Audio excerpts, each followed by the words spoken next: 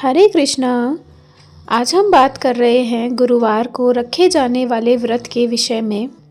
हमारे श्री हरि इतने कृपालु हैं कि यदि उनके भक्तों पर कोई भी संकट आए तो वह उसको दूर करने के लिए कैसी भी समस्या से लड़ पड़ते हैं और जो उनकी पूजा अर्चना करता है वो उनकी सभी मनोकामनाएं पूर्ण करते हैं। हालांकि श्री हरि को प्रसन्न करना थोड़ा मुश्किल है, लेकिन यदि आपने इनको एक बार प्रसन्न कर लिया ना तो फिर कोई भी आपका बाल बांका भी नहीं कर पाएगा। श्री हरि को प्रसन्न करने के लिए कुछ नियम हैं। यदि आप उनका सही और सच्चे दिल से पालन करते हैं तो श्री हरि की कृपा दृष्टि आप पर सदैव बनी रहती है। देखिए, गुरुवार के दिन हम केले के पेड़ की पूजा करते हैं। पूजा के दौरान भगवान विष्णु को केले समर्पित किए जाते हैं, इसलिए भूल कर भी इस दिन हमें केला नहीं खाना चाहिए। खाने पीने के ही कुछ विशेष नियम हैं जिनको आप यदि सच्चे दिल से करते हैं और अपना व्रत अच्छे से निभा जाते हैं तो श्री हरि की कृपा दृष्टि आप पर सदैव बनी रहती है। देखिए, इस दिन व्रत में क्या खाना चाहिए से ज़्यादा ज़रूरी हो जाता है कि किन चीज़ों से आपको परहेज करना चाहिए। कई लोग इसमें गेहूं का आटा, बेसन, सूजी, मैदा, चावल यह सब भी नहीं खाते हैं। इस व्रत की सबसे अधिक विशेषता यह है कि यदि आप कोई भी नशा करते आ रहे हैं तो इस दिन वो नशा बिल्कुल ना करें।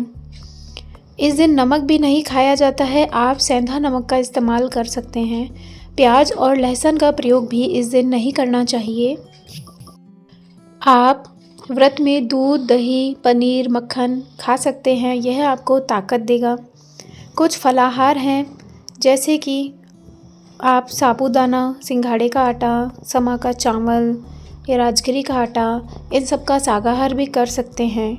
आप फल फ्रूट भी खा सकते हैं।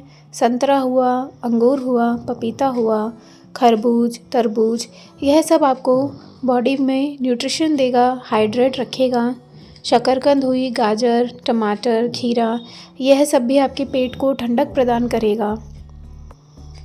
व्रत का खाना बनाते वक्त आप साबुत मसाले, गुड़, सेंधा नमक, जीरा, लाल मिर्च, अमचूर, इन चीज़ों का प्रयोग कर सकते हैं। आप शुद्ध देसी घी में खाना बना सकते हैं। अब महत्वपूर्ण प्रश्न यह उठता है कि गुरुवार का व्रत हम शुरू कब से करें। जो पहली बार गुरुवार का व्रत शुरू करना चाह रहे हैं तो ध्यान रखिए, आप किसी भी महीने के शुक्ल पक्ष के गुरुवार से व्रत को प्रारंभ कर सकते हैं, लेकिन यह अवश्य ध्यान रखें कि पौष माह में गुरुवार का व्रत प्रारंभ नहीं करना चाहिए। आप 16 गुरुवार तक का व्रत का पालन कर सकते हैं और 17वें दिन आप उसका उद्यापन कर लें। देखिए, गुरुवार का व्रत करने के बहुत अधिक लाभ हैं। यदि आप शिक्षा के क्षेत्र में उन्नति करना चाहते हैं तो गुरुवार का व्रत आपके लिए बहुत ही लाभदायक होगा। आप नौकरी में लाभ लेना चाहते हैं या व्यापार को और अच्छा करना चाहते हैं या आपका विवाह नहीं हो रहा है तो गुरुवार का व्रत आपके लिए सर्वोत्तम है। और गुरुवार का व्रत रखने से आपके किसी भी शुभ काम में कोई बाधा नहीं आती है। जब आप अपने 16 गुरुवार कंप्लीट कर लेते हैं तो 17वें गुरुवार को आपको उसका उद्यापन करना चाहिए। आप चाहें तो 1, 3, 5, 7 या 9 साल तक भी यह व्रत रख सकते हैं। आप आजीवन भी चाहें तो गुरुवार के व्रत का नियम का पालन कर सकते हैं। देखिए दोस्तों, इसके लाभ इतने हैं कि शायद आपको ऐसा लगेगा कि गुरुवार का व्रत हमें अवश्य करना चाहिए, क्योंकि गुरुवार का दिन गुरु यानी बृहस्पति ग्रह के अधीन होता है। यदि कुंडली में गुरु कमज़ोर हो तो बहुत ही परेशानियों का सामना हमें करना पड़ता है। तो आप गुरुवार का व्रत रख के आप अपने बृहस्पति को मजबूत कर सकते हैं और भगवान विष्णु की असीम कृपा भी आप पा सकते हैं।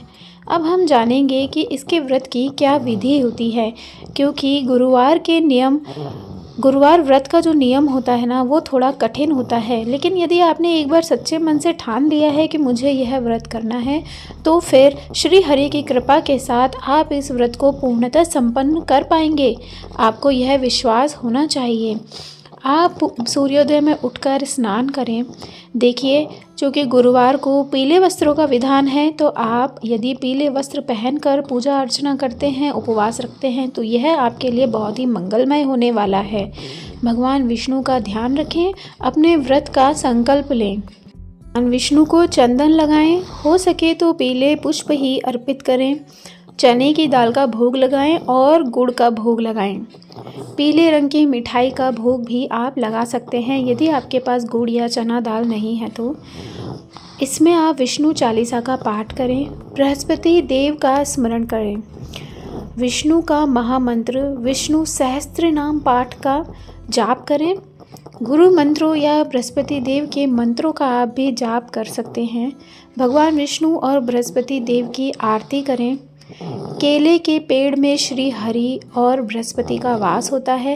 केले का पेड़ तो वैसे भी प्राचीन काल से ही हम उसकी पूजा अर्चना करते आ रहे हैं। शाम के समय आप फलाहार अथवा शाकाहार के साथ व्रत का पारण कर सकते हैं।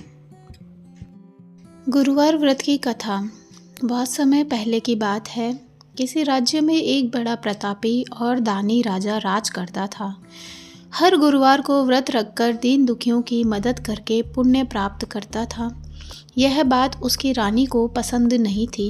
वह ना तो कोई व्रत करती थी, ना कोई दान पुण्य में विश्वास करती थी, और इतना ही नहीं, वो तो राजा को भी ऐसा काम करने से मना करती थी।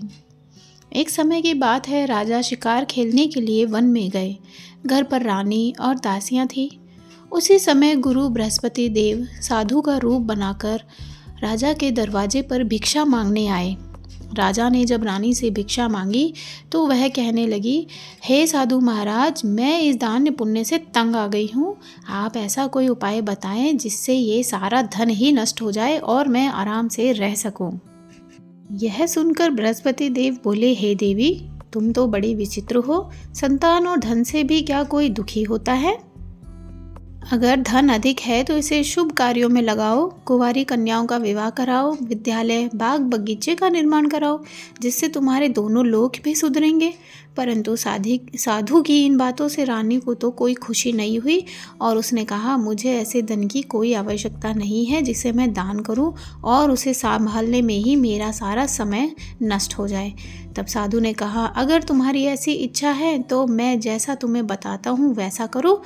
गुरुवार के दिन तुम घर को गोबर से लीपना, अपने बालों को पीली मिट्टी से धोना, राजा से हजामत बनाने को कहना, भोजन में मांस मदिरा का प्रयोग करना, कपड़े धोबी के यहाँ धुलवा देना। इस प्रकार 7 बृहस्पतिवार करो, तुम्हारा सारा धन नष्ट हो जाएगा। इतना कहकर साधु के रूप में बृहस्पति देव अंतर्ध्यान हो गए। साधु के अनुसार कई बातों को पूरा करते हुए रानी को केवल 3 बृहस्पतिवार ही बीते थे कि उसकी धन संपत्ति नष्ट हो गई। भोजन के लिए राजा का परिवार तरसने लगा। तब एक दिन राजा ने रानी से बोला, हे रानी, तुम यही रहो, मैं दूसरे देश को जाता हूँ। यहाँ पर तो सब मुझे जानते हैं, इसलिए मैं कोई छोटा कार्य नहीं कर सकता। ऐसा कहकर राजा दूसरे देश चला गया। वहाँ वह जंगल से लकड़ी काट कर लाता और शहरों में बेचता। इस तरह वह अपना जीवन व्यतीत करने लगा। इधर राजा के परदेश जाते ही रानी और दासियाँ दुखी रहने लगीं। एक बार जब रानी और दासियों को 7 दिनों तक बिना भोजन के रहना पड़ा, तब रानी ने अपनी दासी से कहा, हे दासी, पास के ही नगर में मेरी बहन रहती है, वह बड़ी धनवान है, तो उसके पास जा और कुछ ले आ, ताकि थोड़ी बहुत गुजर बसर हो जाए। दासी रानी की बहन के पास गई। उस दिन गुरुवार था। रानी की बहन उस समय बृहस्पतिवार के व्रत की कथा सुन रही थी। दासी ने रानी की बहन को अपनी रानी का संदेश दिया, लेकिन रानी की बड़ी बहन ने कोई उत्तर नहीं दिया। जब दासी को रानी की बहन से कोई उत्तर नहीं मिला, वह बहुत दुखी हुई, बहुत क्रोध भी आया। दासी ने वापस आकर रानी को सारी बात बता दी। यह सुनकर रानी ने अपने भाग्य को कोसा। उधर रानी की बहन ने सोचा कि मेरी बहन की दासी आई थी, परंतु मैं उससे नहीं बोली, इससे वह बहुत दुखी हुई होगी। था सुनकर और पूजा समाप्त करके वह अपनी बहन के घर आई और कहने लगी, हे बहन, मैं बृहस्पतिवार का व्रत कर रही थी। तुम्हारी दासी मेरे घर आई थी, परंतु जब तक कथा होती है तब तक ना उठते हैं ना बोलते हैं, इसलिए मैं नहीं बोली। बताओ दासी क्यों आई थी? रानी बोली, बहन तुझसे क्या छिपाऊं, हमारे घर में खाने तक को अनाज नहीं। ऐसा कहते कहते उसकी आंखों में आंसू भर आए। उसने दासी समेत पिछले 7 दिनों से भूखे रहने की पूरी बात अपनी बहन को बता दी। रानी की बहन बोली, देखो बहन, भगवान बृहस्पति देव सबकी मनोकामना पूर्ण करते हैं। देखो शायद तुम्हारे घर में अनाज रखा हो। पहले तो रानी को विश्वास नहीं हुआ, पर बहन के आग्रह करने पर उसने दासी को अंदर भेजा। सचमुच अनाज से भरा एक घड़ा मिला। यह देखकर दासी को बड़ी हैरानी हुई। दासी रानी से कहने लगी, हे रानी, जब हमको भोजन नहीं मिलता तो हम व्रत ही तो करते हैं, तो क्यों ना इसे व्रत कर लें और कथा की विधि भी पूछ लें ताकि हम भी व्रत कर सकें। तब रानी ने अपनी बहन से बृहस्पतिवार व्रत के बारे में पूछा था।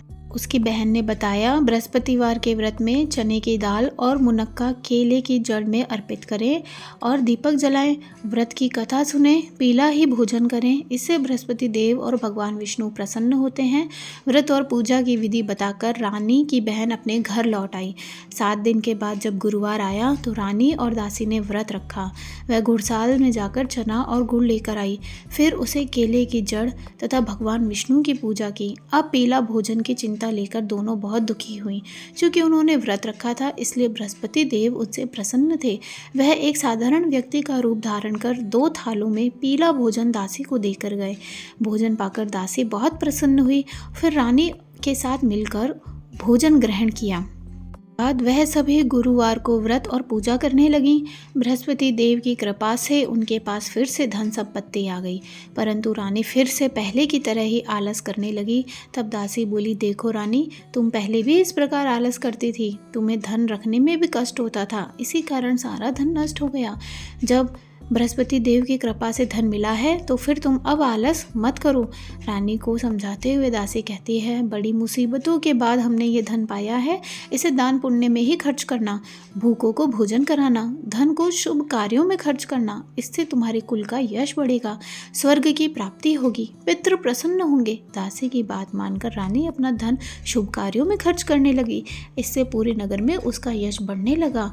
बृहस्पति व्रत कथा के बाद श्रद्धा के साथ आरती करनी चाहिए और प्रसाद बांटकर उसे ग्रहण करना चाहिए।